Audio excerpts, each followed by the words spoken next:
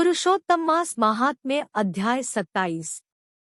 श्री नारायण बोले कि वाल्मीकि इस तरह राजा दृढ़धनवा को उद्यापन विधि बताकर बोले, हे राजन, तेरा कल्याण हो। अब मैं पापनाशनी सरयू को जाता हूँ। तब राजा आनंदयुक्त स्त्री सहित उनकी पूजा करने लगा।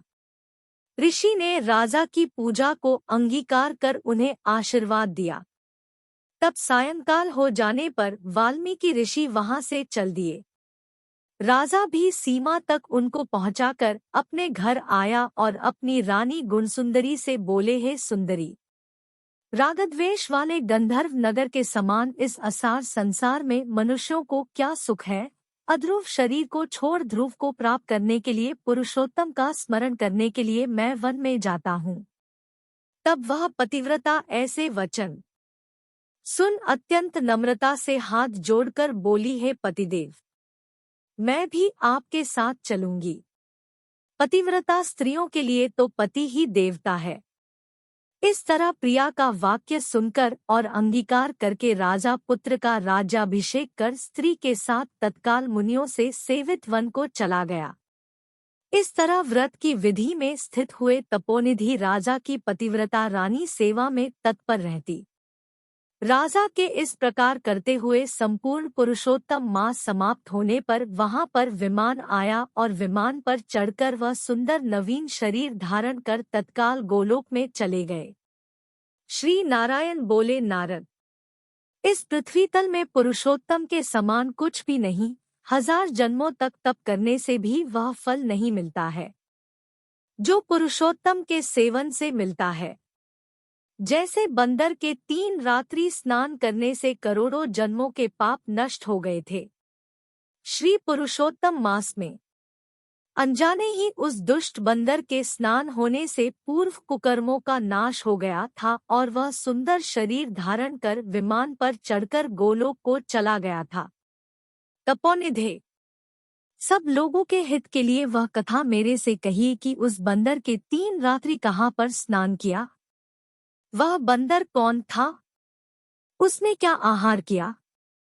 कहाँ उत्पन्न हुआ और उसके अनजाने ही पुरुषोत्तम मास में स्नान करने से क्या फल हुआ? श्री नारायण बोले, केरल देश में उत्पन्न एक लोभी ब्राह्मण था। इस कर्म से लोक में वह कदर्य कंजूष नाम से विख्यात था।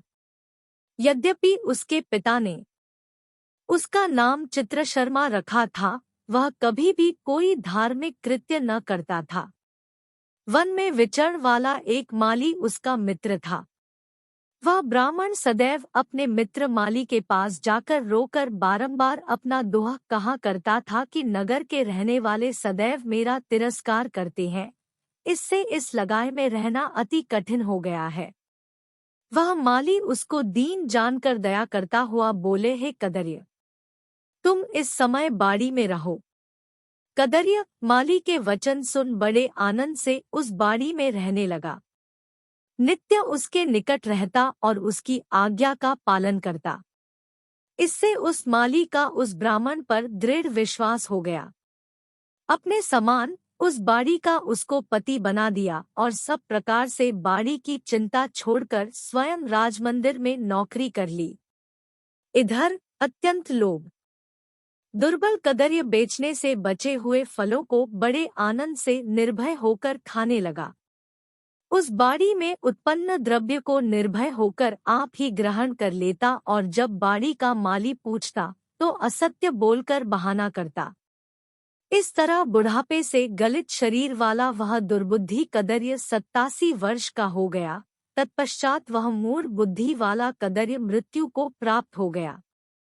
उसको जलने के लिए काष्ठ भी नहीं मिला। वेदों को जानने वाले विद्वान कहते हैं कि बिना फल भीगे पाप नष्ट नहीं होते। मरने के पश्चात वह यमदूतों से मुद्गरों की मार से हाहाकार करता हुआ अति भयंकर मार्ग को चला। विलाप करते हुए उस ब्राह्मण को यमराज के दूत यमराज के पास ले गए। चित्रगुप्त उसे देखकर उसके शुभाशुभ कर्मों को देखकर धर्मराज से बोले, यह कदर्य ब्राह्मण का अधम है।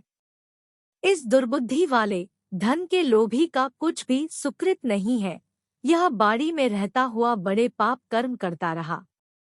बाड़ी माली से विश्वासघात किया। श्री नारायण बोले, हे नारद, इस तरह चित्रगुप्त के वचन सुन धर्मराज अत्यंत क्रोध से भरे वचन बोले, यह 1000 वर्ष तक बंदर की योनि में रहे और विश्वासघात का फल इसको बाद में मिलेगा। 27वां अध्याय समाप्त।